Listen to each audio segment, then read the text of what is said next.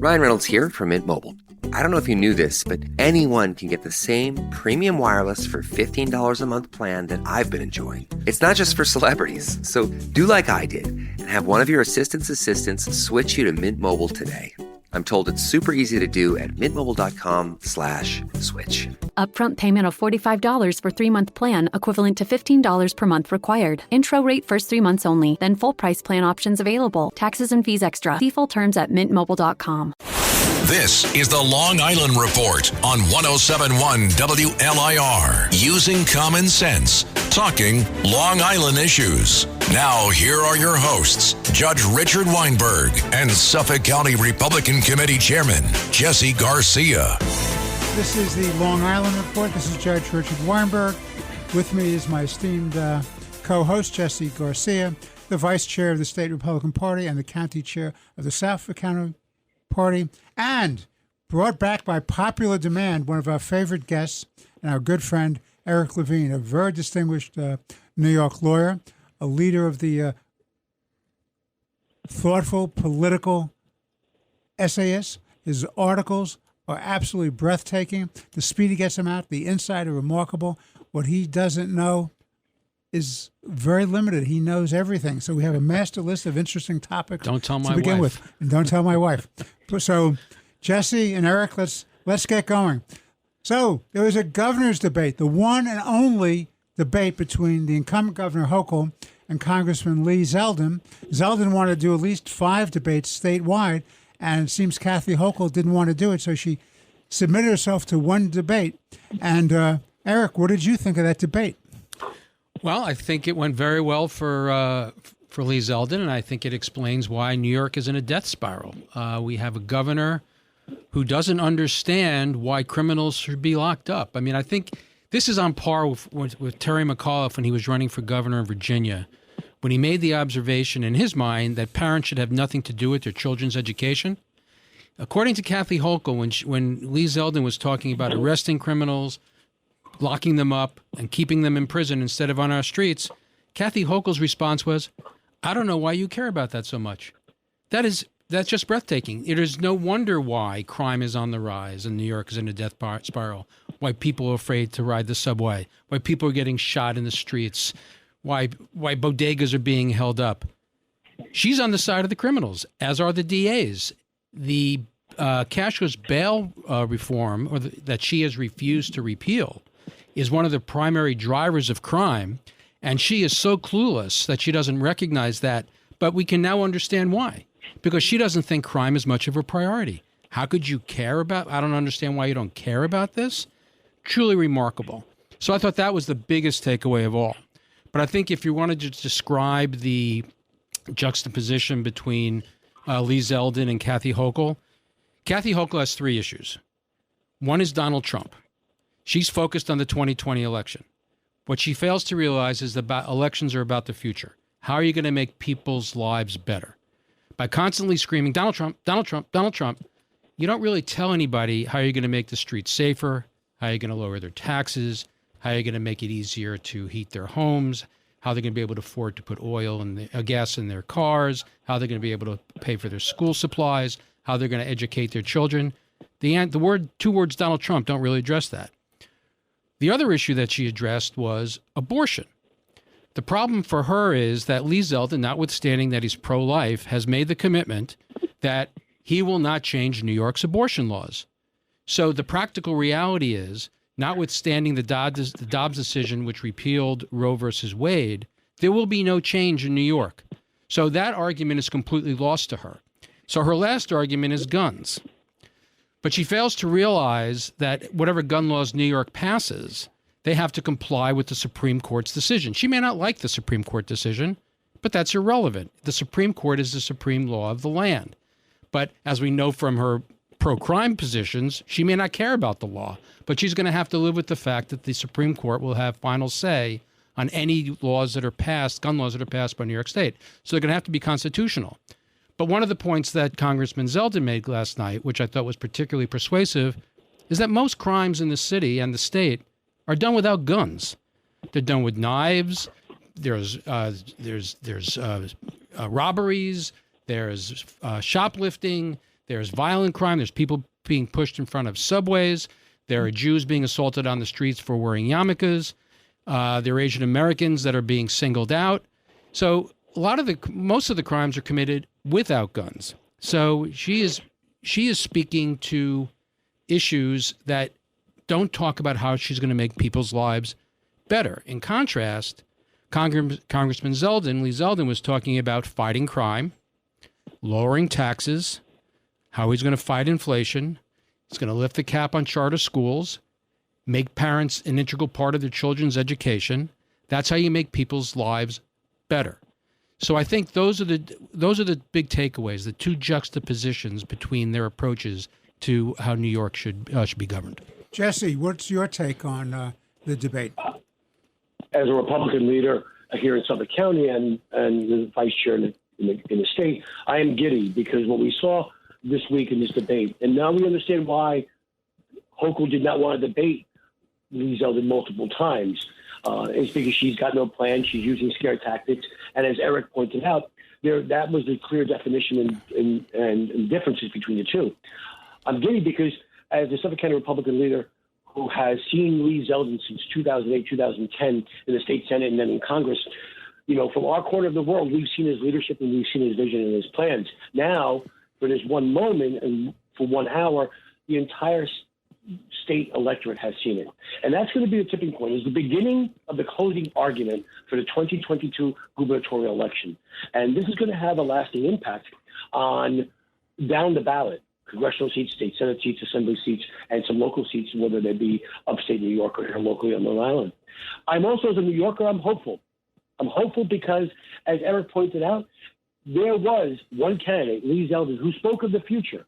He acknowledged the issues and the problems that we've had and the failed policies that have been enacted that have saddled us with more crime, higher inflation, higher taxes, higher expenses for all. But he also articulated a plan to adjust that, to make sure that our economy is prepared to fight inflation, that he is going to be the new crime fighter in Gotham to try and make us, and not try, to successfully make us better, to utilize the executive powers and executive orders by declaring an emergencies to address like cashless bail, and also used his tools to make sure that we can. Those DAs that don't uphold their law, don't uphold their oaths, like Manhattan DA Bragg. I think it was a clear victory for Lee Zeldin. I thought he was measured. He was on point. He pivoted when he needed to be. And he just dismissed the scare tactics of abortion and Donald Trump that Hochul tried to distract the voters with. Well, let me give you my take as a House Democrat. As a House Democrat, I have to tell you, it was once again the reason why common sense Democrats are going to be voting Republican this time out, because she had no vision for the future. She kept dwelling on Trump, and Trump is not on the ballot. She kept dwelling on abortion. Abortion is not on the ballot. It's not going to be touched. Zeldin had a vision for the future. Zeldin, most importantly, had a recognition of all the problems that are confronting New York that have to be addressed in a meaningful way. Otherwise, we're going to see the death of this great state. There was no recognition by Hochul that we are in a state of crisis that has to be addressed. And she kept saying, we're using fear tactics. No, you're talking reality, Governor. You're talking about the fact of the matter is we're losing the most productive people in the state. They're fleeing. You're losing your tax base. You're saddling us with debt. There's sweetheart deals with your contributors that are fostering more debt and more taxpayer dollars going to strange places, unchecked, unbalanced. And the fact of the matter is they kept saying, and this was Hasty, the Speaker of the Assembly, and this was Stuart Cousins, the leader of the Senate, the Republican. The Republicans are a minority in the Assembly and the Senate, and they have unchecked universal power, unchecked unilateral power, because you have a governor and the two legislative houses that are controlled by supermajorities. And what do you have? You have bad legislation coming down the pike with no recognition that it has to be addressed. So it's not that he's touting fear. He's talking about the reality that's going on. Eric. Yeah, the one other point I would make, picking up on something you just said, about people leaving New York. Not just leaving New York, they are leaving New York in record numbers. New York leads the country in most people out-migrating, leaving New York to go to other states. So when Kathy Hochul says, I'm doing this, I'm doing that, I've implemented that, I'm looking at this, all that means is she's failed. Her best is failure. And when you do your best and you fail, that's the definition of incompetence. So what I would say to the people of New York is, if you think things are going well, if you think incompetence is a virtue, Kathy Hochul is the person you should vote for. But if you have a different idea of how New York State should function, then I think you only have one choice. I think you're going to have to end up with Lee. Well, Jesse, we only have a couple minutes left in this first segment. What would you say about the recent polls that show that it's within several points in the margin of error, and even there are polls now showing that Zeldin may be a point ahead? What's your take as a political expert on that? Is that a reality? We have the big we have the big momentum going forward here in the last 10 days before an election. We see that real clear politics has moved the gubernatorial race in New York from lean Democrat to toss-up. That's slowly going to be moving over the next 10 days or so into lean Republican as it's coming forward. Because we've given, Lee Zeldin's campaign and his vision and platform for New York has given a place for independent voters, Republicans, and those disenfranchised Democrats that are fed up with high crime and high inflation for somewhere to go. They're not being scared off by Hochul's scare tactics. They see it every day. You can't open up a newspaper, read a newspaper, watch television, go on social media, and not see crime coming to our doorstep. Hell, it came right to Lee Zeldin's doorstep with a shooting in front of his home. It can't be dismissed any longer. And what we're seeing in the momentum here on Long Island and what I'm hearing from my chairs and my partners upstate and even in New York City, the polls are showing that he is garnering, even the public polls, which always slant a little bit more liberal, and he's garnering, 30 to 34% in New York City. That's right where we need to be for Lee Zeldin to be elected governor in New York City, because I believe that we're going to be very successful here on Long Island, my partner Joe Cairo and myself here in Suffolk and Nassau, and upstate. Lee Zeldin's even leading in Erie County, the home county of Governor Hochul. This is going to be a sweeping change that's going to go from Niagara right to Montauk Point. And the people who are listening to this, I can just say, hold on. Help is on its way. The Republicans and Lee Zeldin are coming. All right, that's very well said, Jesse and Eric. This is Judge Richard Weinberg for the Long Island Report with my co-host, Republican Chair Jesse Garcia, as well as our distinguished guest, one of the leading commentators and lawyers in New York, Eric Levine. We'll be right back for a second segment. My cat Freddie loves to be brushed and cuddled. But stirring up his cat allergens meant sneezing and itchy eyes. Then I found Purina One Live Clear. It's cat food that reduced the major allergen and my suffering in as little as 21 days.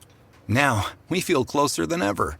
If you have issues with cat allergens, you really need to try Purina One Live Clear. Try new Purina One Live Clear today. Purina One, a difference from day one. It's the Long Island Report, using common sense, talking Long Island issues. Now, here are your hosts, Judge Richard Weinberg and Suffolk County Republican Committee Chairman Jesse Garcia on 107.1 WLIR. Welcome back. This is the Long Island Report. This is Judge Richard Weinberg. With me is my esteemed co-host and good friend, Jesse Garcia. My other good friend, Eric Levine, one of the leading political commentators, one of the great lawyers of New York, and a great essayist. And we're talking about important things that matter to all New Yorkers and our audience on Long Island and in the city and state of New York.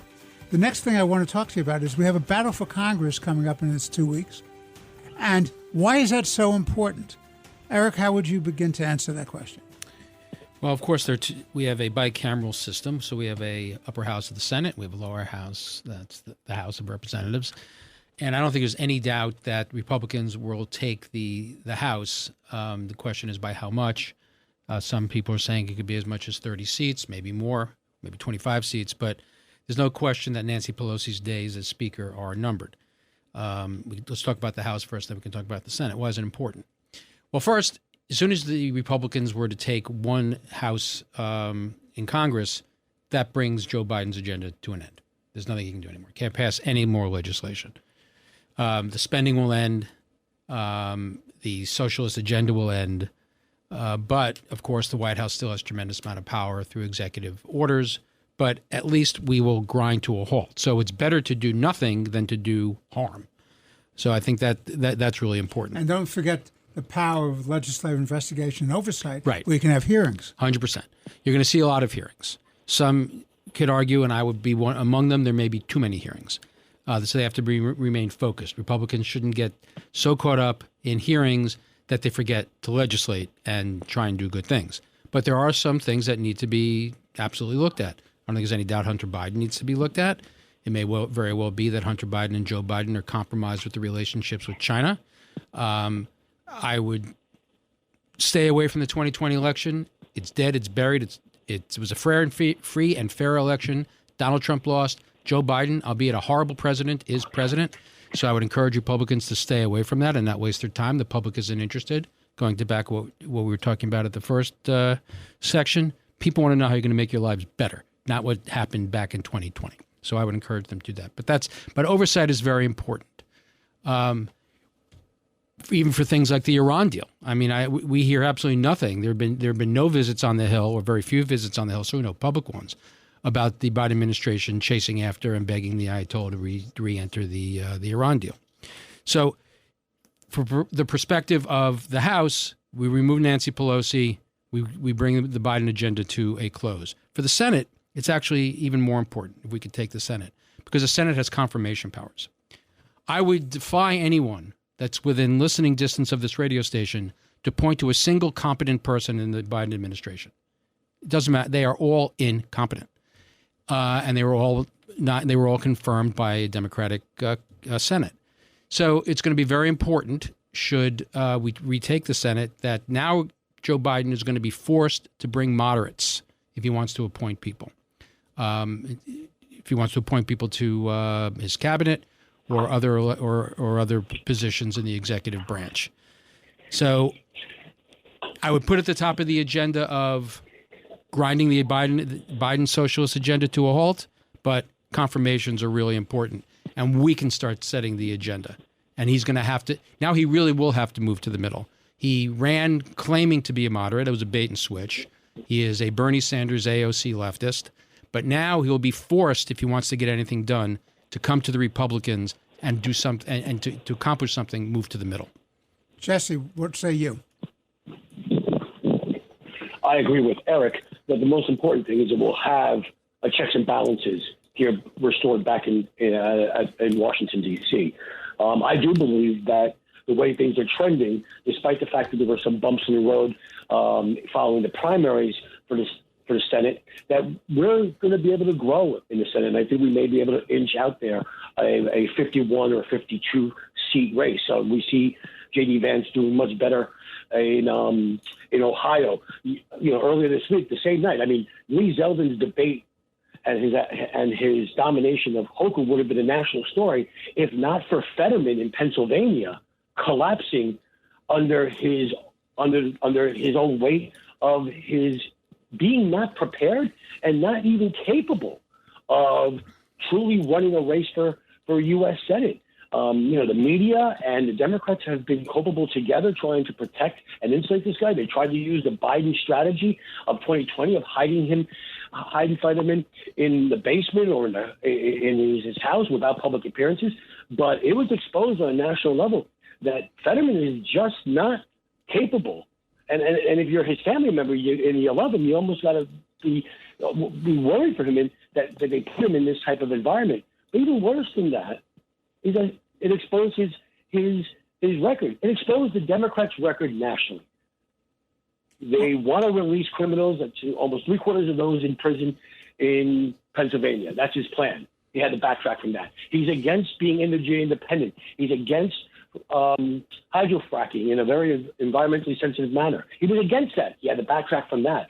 And just the presentation just demonstrated the dysfunction of the Democratic Party, not just in Pennsylvania, but nationally.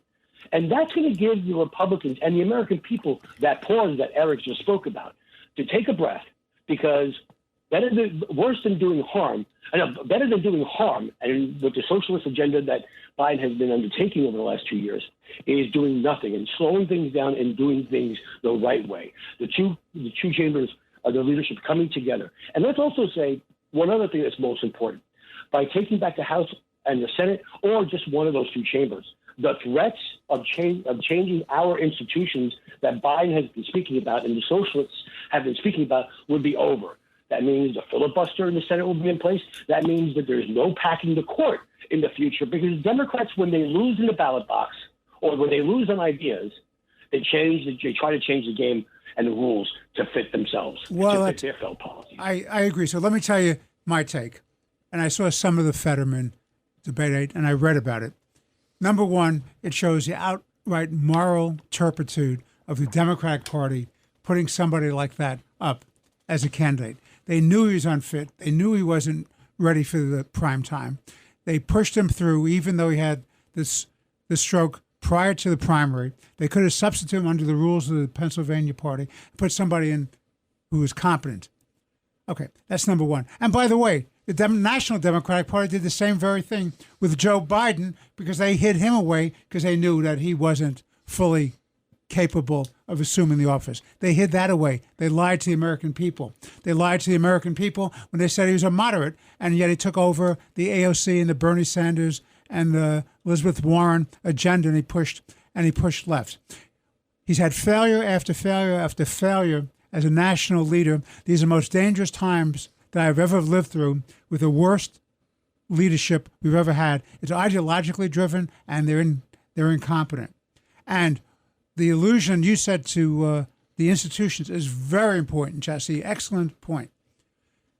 If we have a situation where when you lose, you decide to change the rules of the game, change institutions. You want to pack the Supreme Court or have mandatory retirements. If you want to make the District of Columbia and Puerto Rico states so you can pack the United States Senate for forever having a Democratic Senate in control. If you want to abolish a filibuster, which is a break on majority tyranny and was designed by our founding fathers to slow the process down for bad legislation, then you have to vote Democratic if you like those kinds of things, because then our institutions mean nothing.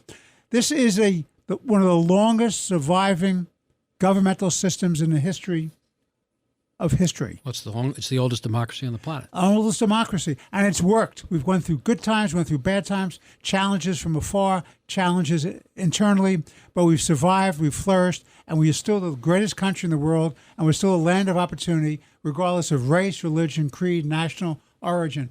And what the Democrats have failed to do is to recognize the good things that this country stands for, and its fight to constantly perfect the greater and better union. And I'm very troubled by the fact that we keep getting these mediocre people being pushed through, and that the media, and this is something Eric and Jesse have talked about previously, that the media has covered up the corruption, the ineptitude, the ideology-driven goals of the Democrats. They have looked the other way rather than being the watchdogs of our democracy. Eric, what do you say? Well, most of the media, unfortunately, is a subset of the Democratic Party. When I was growing up, when we were growing up, you had Eric Sevareid, you had Walter Cronkite, you had David Brinkley, you had Chet Huntley. You didn't know who any of these people voted for. They just reported the news. They said, this happened today. Today, we all know within 6 seconds of listening to somebody, or even what channel they're on, who they vote for and what their political positions are. And it's really quite extraordinary. It's all for ratings, and it's quite disappointing. And that's on both sides. I mean, Fox has its baggage, but then you have CNN, MSNBC, ABC, CBS, New York Times, Boston Globe, Washington Post, all on the other side. And of course, big tech. You have Facebook, Twitter, Google. They're all also part of the Democratic establishment. So that's very problematic. But that just argues we need more speech. But the media has contributed dramatically to the loss in confidence in the American system, and we really need to start rebuilding that. And the way we rebuild that is by rebuilding our institutions and getting back to basics. And one of the ways to get back to basics is to have divided government. And that brings us back to where we started this discussion. It's why it's actually critical that the Republicans retake the House and the Senate, but at least the House. But I'm very confident they'll be able to take back the Senate as well this time, in order to start recalibrating and rebalancing our system. And it's another reason why when Republicans do take control, that they need to have a clear and positive agenda in a direction that they want to take the country. Because if people start feeling positive about the future, people start feeling better about their country and about their institutions.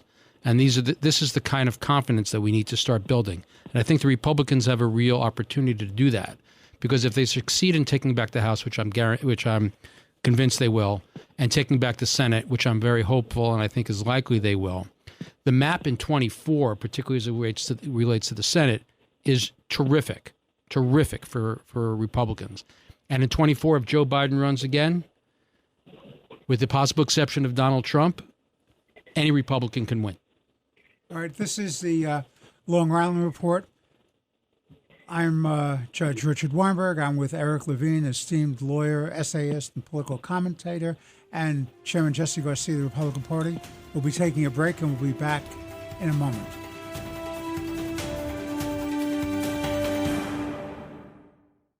This episode is brought to you by Loom by Atlassian. Are you feeling stuck at work? Get your team unstuck with Loom video messaging and move work forward. Use Loom to simultaneously record both your screen and yourself to share a quick update, provide feedback, train a colleague, and everything in between. Plus, add Loom AI to your meetings for instant written notes and recordings. Try Loom today at Loom.com. That's LOOM.com.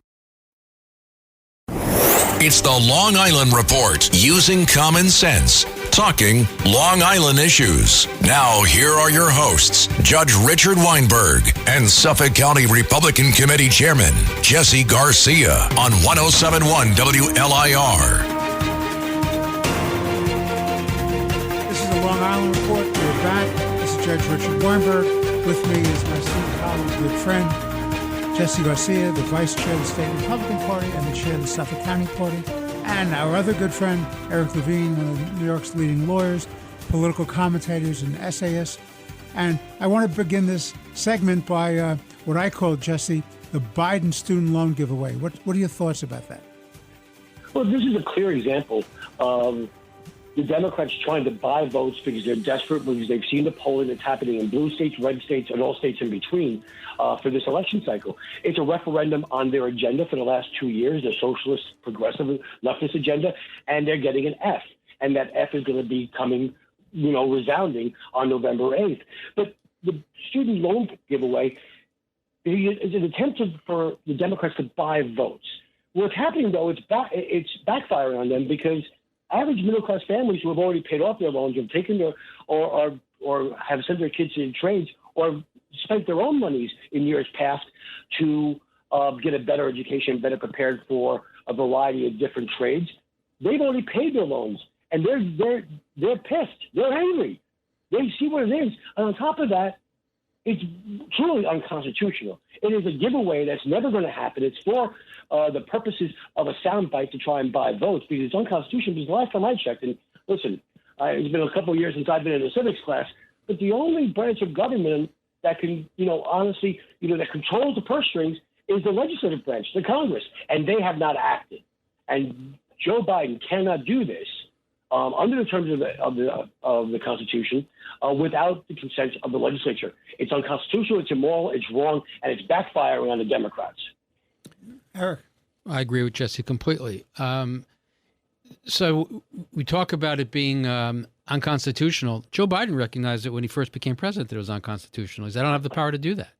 Then one day he takes a plane ride with Chuck Schumer, who, legend has it, just kind of knocked him around the head a couple of times and said, Joe, I really need this student loan forgiveness. So I guess whoever whispers in Joe Biden's ear and tells him what to think and say, Joe Biden said, oh, okay, then I will give the student loan forgiveness. aside from being unconstitutional, because as Jesse points out, only Congress has the power of the purse strings, it's immoral. People come, the guy who mows your lawn, the guy who does your gardening, the one who cleans your windows, the contractor comes to your house, the guy who kills the bugs. They didn't go to college, and yet they're paying for my neighbor's upper middle class child to go to college. That's just immoral. Why are their tax dollars going for that? Yeah. Well, how do I get my money back? Yeah. I mean, I have one daughter who's an MBA, another daughter is a law degree. How do I get that money back? But you aside, what about the truly middle class or lower middle class or working class family that put off their vacation, that saved responsibly and worked really hard so that the next generation, their children, can go to college? Where do they go to get their money back? Well, you raise a very interesting question. And I say to you, gentlemen, and this is what may be a flaw in the legal system. Not possible. Imagine a flaw in the legal system. Imagine, I say that as a former judge. But let me tell you what I think the issue is. And I think it's very important that we face this. All right, so Biden acts unconstitutionally, does this giveaway by executive order. Only Congress has the right to do it under the Constitution. All three of us agree. Now, you go into federal court. Who has what the lawyers and the judges call, and the professors of law have, who has the legal standing to challenge this, to set aside this illegal, unconstitutional act by a president? Well, that's an incredibly important issue, because only people that can be directly harmed will have a standing to bring a claim. But there are some states that seem to be able to articulate how it impacts their tax structure. I think I forgot which ones it were, but I was reading somewhere that there are a couple of states that are actually may be able to get over that hurdle. But this may be another reason why it's important for Congress to flip to the Republicans, because then Kevin McCarthy can bring that claim. You're usurping the powers of the Congress. And don't fund it. And don't fund it. Similarly, by the way, and Jesse, I want your thoughts on this, but I'll tell you another one I wouldn't fund if I were giving advice to the Republicans in the House and the Senate, if they take those bodies. I wouldn't fund the 80,000 IRS agents. You know, if they want to go after, if you're going after billionaires, you don't need 80,000 people. They're just going to be used as political vehicles to intimidate, the way that Lerner woman did under the Obama administration, to intimidate political opposition. What say you, Jesse? Absolutely. I mean, you use the power of the purse strings. Don't fund this, unconstitutional program, and don't fund 80,000 new IRS agents that are just going to be poking around in the middle class family's garbage, to find it. I've never seen anyone fight the government like the IRS, get an audit, and come out clean and not have to pay anything. They have unlimited money, unlimited tools, and we're middle class taxpayers are there stuck to fend for themselves. It's a great idea. Do not fund it. And you know what? It's these giveaways that are Democratic policies to buy votes or to control elections. Another one is campaign finance. That is using my tax dollars for public campaign finance for public financing of campaigns. Using my tax dollars to fund the campaign of somebody that I would never even think about voting for. Fortunately, we had that. The Democrats in the legislature here in Suffolk County, when under one-party rule, they put in campaign finance for public financing of campaigns. And the Republican legislature, the first one in 16 years here in Suffolk County, we repealed that. We took that money out. We put that money where it needs to be done. We got spot shotter. We put it with 911 operators. We put it into public safety and into the public good instead of campaigns. And they did that using the power of the purse. You talk about these 87,000 agents, then I'm going to come back to the loan forgiveness for a second, but you talk about these 87,000 IRS agents. Think of it. Citi Field seats 43,000 people. That's 2 sellouts at Citi Field. Not even, because that's 86,000. You still need, I guess that's standing room only. It gets a little SRO. That's how many agents they want to appoint. But in terms of the not funding, I know that there are many House Republicans are talking already about defunding that piece of it. But just to come back for the loan forgiveness for a second, part of what makes the loan forgiveness so outrageous is tuition, the cost of tuition. It rises exponentially every year. Why? Because for 2 reasons. One is the easier access people have to money, the more money they borrow, And colleges, even though they teach socialism, are really great capitalists. Colleges recognize that if people have more money, they'll spend more money and they'll pay more on tuition. That is the primary driver and explanation for why tuition goes up so high. That, and because they're hiring all kinds of administrators to build rock climbing and to have DEI and the social justice agenda. So those are the main drivers. But posit this: Harvard has a $40 billion endowment. Why does it need to charge any tuition? And why does the federal government have to send it any tax dollars? I could think of a lot. I can think of a lot of things they can do with their $40 billion, but one of them should be to give free tuition to everyone and not make the taxpayer pay for it, particularly now exacerbated by the Biden loan forgiveness. Well, what makes it even worse is that taxpayers have to subsidize this, and these institutions of higher learning have now become citadels of political correctness, right, of wokeism, of censorship, of competing ideas. Instead of going to the free marketplace of ideas, you have these college administrators who do not have the intellectual or moral courage to stand up against the forces of censorship. And anybody who knows anything about the workings of this democracy, it can only thrive when you can go point, counterpoint, and have meaningful arguments and discussions about important topics and not suppress speech and thought and language. There are some colleges where you and I and Jesse couldn't have this conversation because it wouldn't be a safe space. Somebody would feel threatened. Absolutely. Because we have a different idea. So they would curl up in a ball and cry. So to your point, 100%, it's all about the free marketplace of ideas. The liberal arts education was predicated on being made uncomfortable, about hearing new ideas, about hearing contrary thought. And that is being now taught out of our schools. That is the virtue. The only way to save free speech is to prevent free speech. Jesse, I want to switch gears, and I want to ask you, we started this months and months and months ago, and here we are. We started this discussion in February, and here we are in October going into November, just a couple of weeks away from November. And I want to ask you about Putin's war against the Ukraine. What do you say? What's going on there? And what should the United States be doing?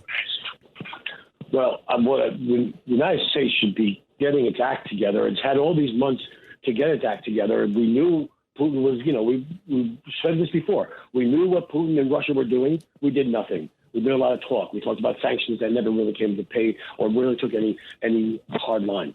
We finally provided the arms that the Ukrainian people needed, but it was far too late. Now, we're not even giving them what they need. I believe that this is not just an American problem of leadership. It's a NATO problem of leadership, and it's a EU problem of leadership. They spoke a good game. They wanted points to the midterm elections and wonder about America's commitment to Ukraine after that. I wonder about their commitment going all along here. They spoke a big game early, and what they did is continued to allow Russia and Putin to regroup and come forward. God bless the people of Ukraine. Those freedom fighters have been taking, whatever resources they've been able to secure and defend their countryland and take back the fight to Putin and Russia. And they've exposed Russia's limitations.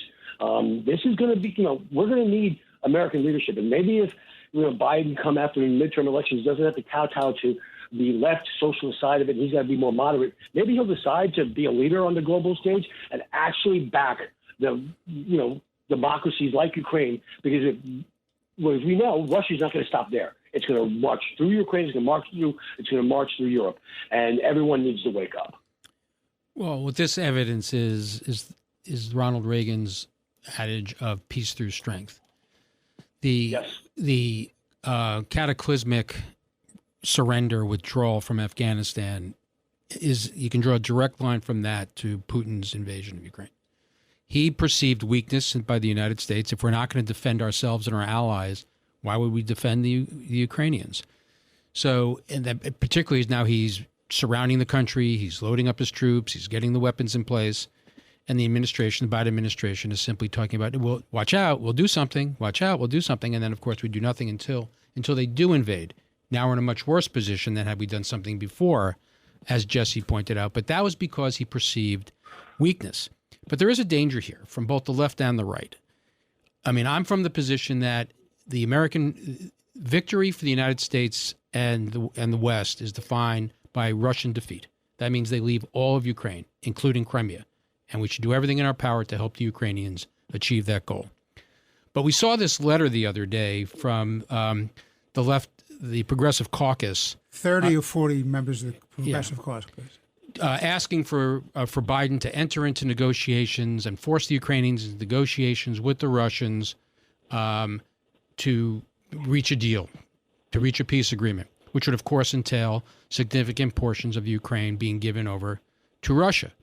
So from the left, from that group, they perceive the United States as a force for evil around the world. And they believe that America needs to come home because we need to be constrained. So America has to come home. Now, on the right, in the Republican Party as well, but on the right, there are isolationists, Rand Paul being prime among them.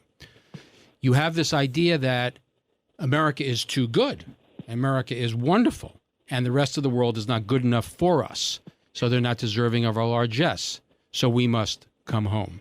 They may start from a different place, but they wind up the same place. They wind up at the same point. Both of them are very dangerous. When the United States leaves a vacuum, evil fills it. We're seeing it in Afghanistan. We saw it in Syria when Obama wouldn't enforce the red line. Whenever the United States leaves, bad things happen. The United States needs to be able to project power abroad. It needs to have a credible threat of its military. And we just don't have that with this president. All right, we're going to take a break now. We'll be back in a few moments with the fourth and final segment of the Long Island Report. With me is Chairman Jesse Garcia of the Republican Party and esteemed lawyer and essayist and political commentator Eric Levine. We'll be right back.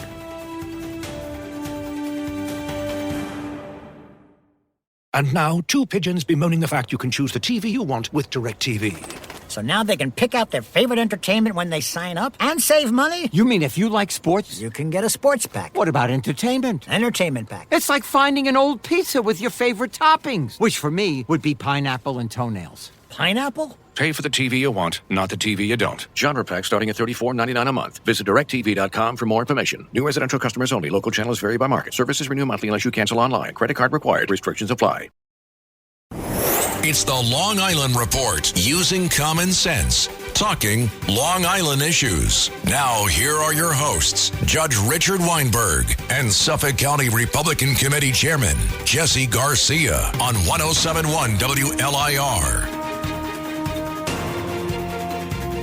This is the Long Island Report. We're back. This is Judge Richard Weinberg. With me is Chairman Jesse Garcia of the Republican Party and esteemed lawyer, political commentator and essayist Eric Levine. Let's switch gears now. Let's talk about China's threat to world order in the United States. We now have an emperor for life, Xi, in China. What do you say about that, Eric? Well, technically, it's only a 5-year term. I'm sure it was a fair and free election. Did you notice, by the way, they were dragging out all the opponents from the big assemblage? Yes, including the past president. I think it was just before the vote. They picked up all. They physically went and picked up all his rivals and escorted them out of the Great Hall. So he will now be the longest-serving chairman of the Chinese Communist Party since Mao, who served from 1949 to his death in 1975. But he's aggregated to himself the most power since Mao, and he has thrown out all the reformists, and he's reverting back to totalitarian approach that Mao had used. So what's China's goal? Its goal is to be the primary military force in the world, and it's to be the number one economy in the world. What's interesting, though, is he has resorted to a failed approach to and one of the reasons why totalitarian regimes ultimately fail in the end. In the United States, when we'd like to think in theory, we appoint people who are most qualified for a position. Used to be. But let's assume we're still trying to do that. But the theory is when people are sworn in the United States, they take an oath to the Constitution, to uphold the Constitution. And what happens in totalitarian regimes, you don't necessarily get someone who is pledging allegiance to the country. They're pledging allegiance to a particular leader. It's all about loyalty. It's not necessarily about competence. And that's what we're seeing now with Xi. He is surrounding himself with sycophants. Whether or not that will come back and bite him remains to be seen. But it should be something interesting to observe. But China is, as I said before, is trying to become the number one world military and economic power. And what does it want to do in order to achieve that? Taiwan. Taiwan is important both for its national pride and for its perceived national security and its ability to project power abroad and to grow its economy and to take over the chip business, the chip industry, because as Taiwan is the number one producer of chips in the world. And what is the United States going to do? And it remains to be seen if it's a similar approach to what happened with Ukraine. Yeah, that may be too little, too late. I would recommend everybody read it. I know this won't be aired until Sunday, but in the Wednesday version of the Wall Street Journal, there's a fascinating op-ed by Congressman Mike Gallagher about what the United States should be doing as it attempts to rebuild its military, which is woefully inadequate right now. Our military, I'm sad to say, is simply not equipped to meet the challenges of the 21st century. Well, that's exactly right. In fact, the Heritage Foundation just had a report, and the Wall Street Journal, separate apart from Congressman Gallagher's essay, said the same thing in the lead editorial. We're not ready to fight a two-front war, and more importantly, we may not even be ready to fight a one-front war. See, our military, our Navy has to be all around the world. China can focus its Navy just in the Pacific Rim. So we are just not prepared, and our Navy is at its slowest point possibly since Teddy Roosevelt. And it takes time to ramp up, and we're just not going to be ready. So we have to be forward deploying our troops. We have to be forward deploying military hardware, and then the question really becomes: is the one China policy the right policy? Is strategic ambiguity still the right approach? And there's a very strong argument for that it should change, that China has already broken the one China policy and strategic ambiguity, because the two parts of it is when Nixon made peace with China and Taiwan was now removed from the UN and mainland China took its place, is that the United States would recognize only one China. And from the Chinese perspective, it was, and there would only be a unification of Taiwan and China peacefully. Those are the two pieces. People like to focus on the first. The United States agrees there will only be one China. But the second part of it is that the mainland China agrees that Taiwan and China would only be reunited peacefully. And that appears that that's going to change. So if the Chinese are going to change the one China policy, perhaps the United States should be giving some significant thought to changing that as well. Jesse, what do you say? As you spoke about China, they are the threat that we need to be worried about. As we've said on this show a couple of times, Your Honor, China is the only benefactor from the Ukrainian war. They've watched all the major players, NATO, the EU, the United States, on how they would respond to an incursion like this. The other thing is we've seen this before. The sucking sound of power, authority, totalitarianism into one individual, like President Xi. That's what Putin did in Russia. They want to go back to those totalitarian states where a dictator can rule with an iron fist and use their people, their resources as tools for world domination, whether that domination is militarily, cyber war, or economically, or even through human rights issues. This is something that we need to be prepared for. And I think that, hopefully by the grace of God, the incoming Speaker of the House, Kevin McCarthy, has been warning Americans all along about this, that the United States needs to get back on its footing to be a world leader. Because, as you said in the closing of the last segment, the United States has been effective when it ensured peace through strength. We are doing neither. And we have created those vacuums that Eric has spoken about. Whenever we have left an area and left it in a fashion that was dysfunctional and with no leadership or no presence, evil and these bad actors are filling that gap. And this is where Afghanistan comes back into play. Because exactly.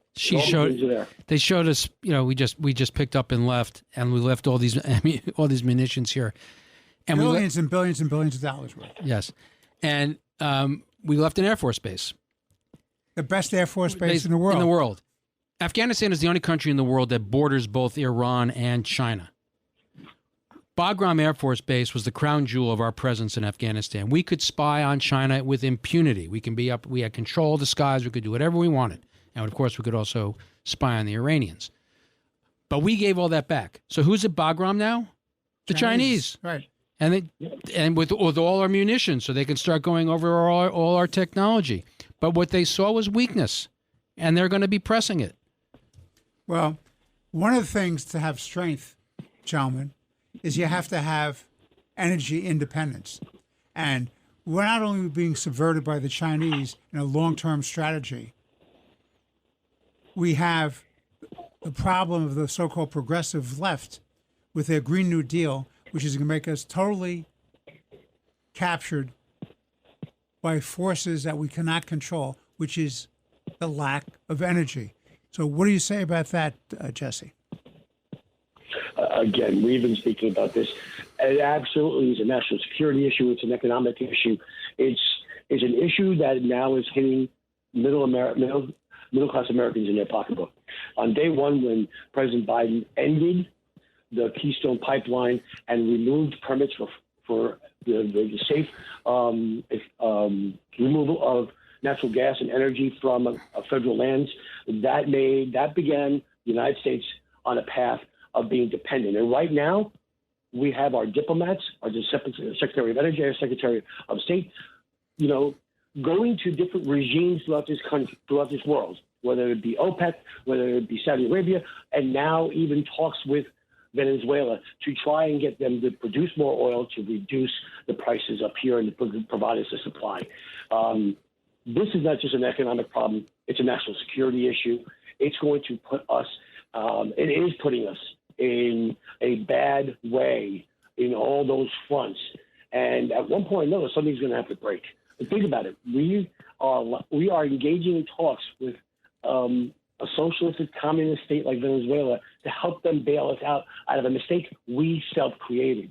You can't have a Green New Deal without technology and first being energy independent on its own.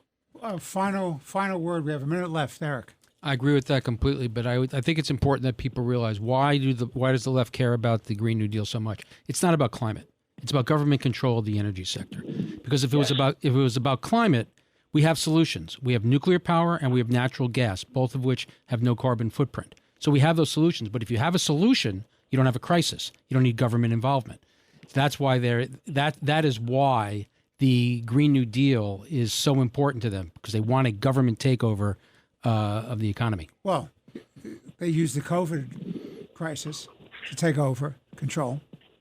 It's all about social engineering. It's all about statism. Obamacare, the original reason for Obamacare was single party, so that the government could take over the healthcare system. Single payer system. Yeah.